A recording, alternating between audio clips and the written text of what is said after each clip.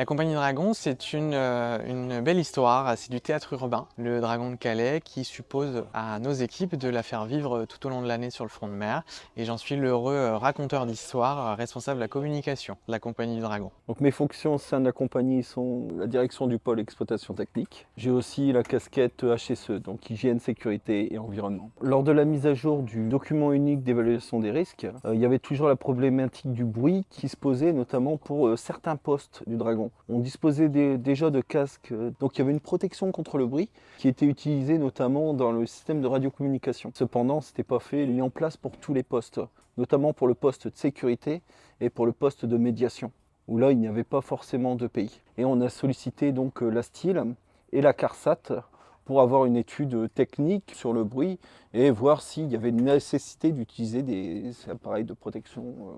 auditive. Alexandra de l'Église, assistante en santé au travail à la STIL 62. Donc entre le professionnel de santé qui reçoit le salarié donc lors de la visite d'information et de prévention, la personne décrit en fait son travail réel, et dans un second temps donc l'assistante santé au travail qui se rend sur le terrain pour la création ou la mise à jour de la fiche entreprise par rapport aux risques, pour voir un état des lieux des risques professionnels au sein de l'entreprise. Suite à cette intervention, nous avons réalisé une sensibilisation auprès de chacun des salariés,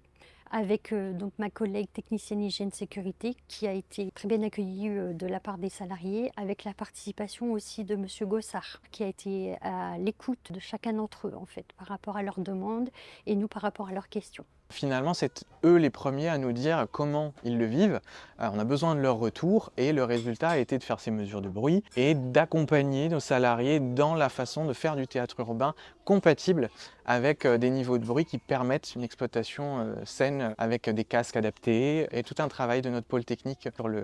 l'exposition au fort niveau de bruit. Nous avons pris contact avec l'entreprise pour faire une restitution des mesures en commun donc avec la CARSAT, donc avec qui nous avions fait la démarche, et nous sommes intervenus donc pour réaliser des mesures donc au sein de la Compagnie du Dragon. Cette collaboration nous a permis avant tout de faire usage de méthodes et de méthodologies que nous n'avons pas en interne et qui nous permettent de préparer les collaborateurs, de protéger les collaborateurs tout en s'assurant que nous adaptions les dispositifs avec toutes les normes en vigueur, toute la législation en vigueur et surtout dans le respect de la médecine du travail. Donc pour le public, ça a été totalement transparent, et pour les équipes, c'est juste des habitudes à prendre, des petites modifications à faire sur le train-train quotidien, éviter de composer des grandes flammes avec des détonations sur des périodes où la réverbération est trop forte. C'est tout simplement des ajustements qui ne font que déplacer des temps d'interaction et le spectacle n'en reste qu'identique.